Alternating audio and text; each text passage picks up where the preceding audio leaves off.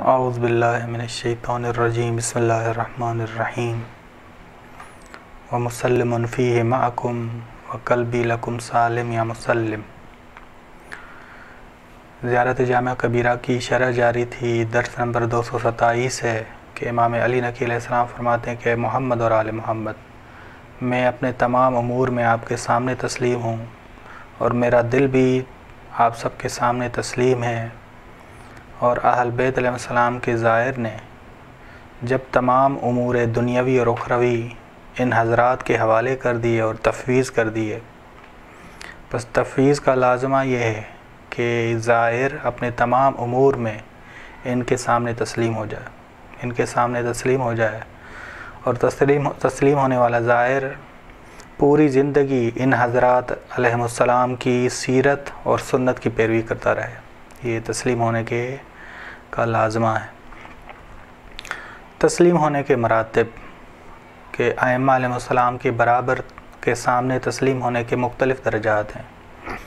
کبھی زبانی اور ظاہری طور پہ انسان تسلیم ہوتا ہے، کبھی فکری لحاظ سے تسلیم ہونا ہوتا ہے، کبھی قلبی لحاظ سے انسان تسلیم ہوتا ہے۔ پس ترین تسلیم ہونے کا مرتبہ زبانی اور ظاہری طور پہ تسلیم ہونا ہے۔ انسان زبانی لحاظ سے، یعنی انسان جسمی مرحلے، زبانی مرحلے کے لحاظ سے کسی کے سامنے تسلیم ہو جائے۔ اب یہ تسلیم ہونا یا تو شوق سے ہو، یا عادت سے ہو، یا مجبوری سے ہو، یا مغلوب ہونے کی وجہ سے ہو، ناکام ہونے کی وجہ سے ہو کہ سامنے والا غالب آ چکا ہے، انسان دوسروں کے سامنے تسلیم ہوتا ہے۔ دو لوگ جب آپس میں کشتی لڑ رہے ہوں تو ممکن ہے کہ ایک شخص جو ہے شکست کھا گیا ہے، بس وہ شکست جب کھا جائے تو دوسرے کے سامنے تسلیم ہو جاتا، دوسروں کے سامنے تسلیم ہو جاتا، دوسرے جو لڑنے والا ہے، پہلوان ہے، اس کے سامنے تسلیم ہو جاتا ہے۔ یہ تسلیم ہونا اس کا مجبوراً ہے کیونکہ وہ ہار گیا ہے، بس یہ تسلیم ہونا مجبوراً ہے، ہار جانے کی وجہ سے۔ لیکن یہ شخص فکری لحاظ سے، قلبی لحاظ سے، روحانی لحاظ سے اور عاطفی لحاظ سے، یعنی شوق سے اور محبت سے نہیں تسلیم ہوا، بلکہ مجبوراً ہوا ہے۔ بس نہ فکری لحاظ سے اس پہلوان کے سامنے وہ تسلیم ہوا ہے، نہ قلبی لحاظ سے، نہ روحانی لحاظ سے، نہ ہی کہ محبت اس سے ہو گئی ہو، اس وجہ سے وہ تسلیم ہو گیا، بلکہ ہارنے کی وجہ سے، مجبوراً ہار گیا اس وجہ سے۔ بس اگر یہ دونوں دوبارہ کشتی لڑیں، دونوں پہلوان ایک دوسرے کے سامنے دوبارہ آئیں، اور جو تسلیم ہو گیا تھا، جو ناکام ہوا تھا، وہ کامیاب ہو جائے، تو جو پہلے کامیاب ہوا تھا اسے تسلیم ہونا پڑتا ہے۔ بس وہ جو دوسرا پہلے جیتا تھا، اب وہ ہار گیا ہے، اور جو پہلا جو ہار گیا تھا اب دوسرے مقابلے میں وہ جیت گیا ہے۔ ٹھیک، بس یہ تسلیم ہونا حقیقی نہیں ہے، بس یہ ہار جانے کی وجہ سے مجبوراً پہلوان دوسرے کے سامنے کیا ہوتا ہے، تسلیم ہوتا ہے۔ ہم اس طرح نہیں تسلیم ہوتے، اس طرح تسلیم نہیں ہوتے محمد اور آل محمد علیہ السلام کے سامنے۔ بس تسلیم ہونے کا بالا ترین اور عمیق اور گہرا ترین مرحلہ یہ ہے کہ ہم سمجھتے ہیں کہ ہم محمد اور آل محمد کے سامنے تسلیم ہیں، تو کیا کریں؟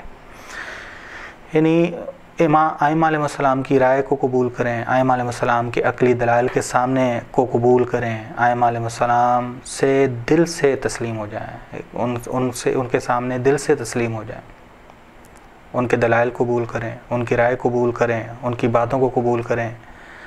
ہوگا کیا اثر؟ جب ہم ان حضرات کے سامنے عقلی لحاظ سے، فکری لحاظ سے تسلیم ہو جائیں گے تو ہم استدلالی بن جائیں گے، ہم منطقی بن جائیں گے۔ بس یہ انسان مجبور نہیں ہوتا۔ عقل کسی بھی ظالم اور جابر کے سامنے تسلیم نہیں ہوتی، عقل کسی کے سامنے مجبور نہیں ہوتی، کیونکہ عقل جبر کو قبول نہیں کرتی، بلکہ عقل آزاد ہے۔ بلکہ عقل آزاد ہے کہ سورہ بقرہ کی آیت نمبر 111 نے کہا قُلْ هَاتُوا بُرْهَانَكُمْ إِن كُنتُمْ صَادِقِينَ، کہہ دو لے آؤ اپنی دلیلیں اگر تم سچے ہو، اگر تم سچے ہو تو دلیلیں لے آؤ، بس کہہ دو کہ اپنی دلیلیں لے آؤ، برہان لے آؤ، اگر تم سچے ہو دلائل دو، ہم تمہارے سامنے تسلیم ہو جائیں گے۔ بس قُلْ هَاتُوا بُرْهَانَكُمْ، محمد اور آل محمد نے دلائل دیے ہیں، فکر دی ہے۔ قرآن کریم میں بھی جائیں تو قرآن کریم نے کہا کہ یہ اس میں آیات ہیں لعلکم، ان کے لیے جو قوم فکر کرتی ہے، جو قوم عقل رکھتی ہے، اس کے لیے۔ بس قرآن کے سامنے بھی ہم تسلیم ہوں تو ہم منطقی بنیں گے، دلائل کے ساتھ ہوں گے، برہانات کے ساتھ ہوں گے۔ یہ اعلیٰ ترین مرحلہ ہے۔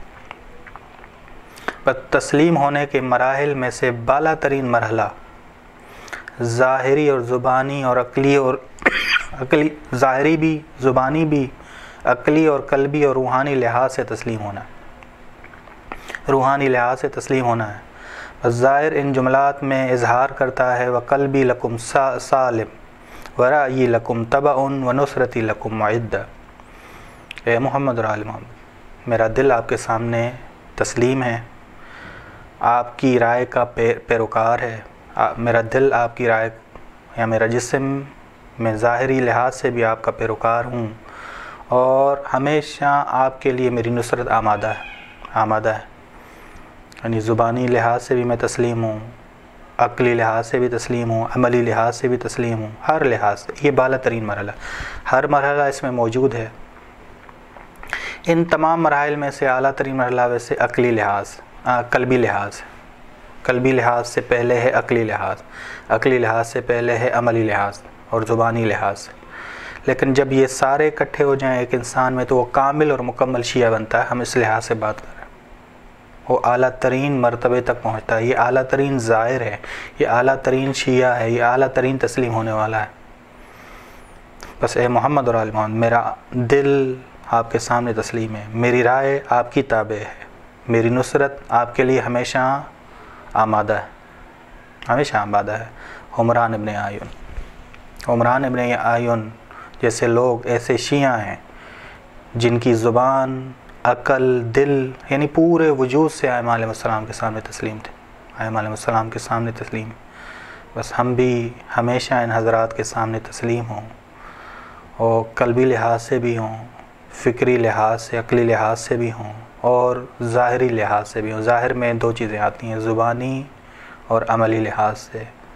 اور اس کے بعد یہ جملے زیارت جامعہ کبیرہ کے ہم پڑھیں تو یہ جملے پورے ایمان کے ساتھ ہوں گے کہ وہ مسلم فیہ معکم وقلبی لکم مسلم، کہ محمد اور آل محمد تمام امور میں آپ کے سامنے تسلیم ہوں، اور میرا دل بھی آپ کے سامنے تسلیم ہے۔ یعنی میں ظاہری لحاظ سے بھی، باطنی لحاظ سے بھی، یعنی عقلی لحاظ سے اور قلبی لحاظ سے، سب لحاظ سے آپ کے سامنے تسلیم ہوں۔ بس خدا ہمیں یہ توفیق دے کہ ہماری رائے محمد اور آل محمد کی رائے ہو، ہمارا عمل محمد اور آل محمد کا عمل ہو، اور ہم ہمیشہ نصرت کے لیے آمادہ رہیں۔ وصلی اللہ علی محمد اہل بیتہ الطیبین الطاہرین۔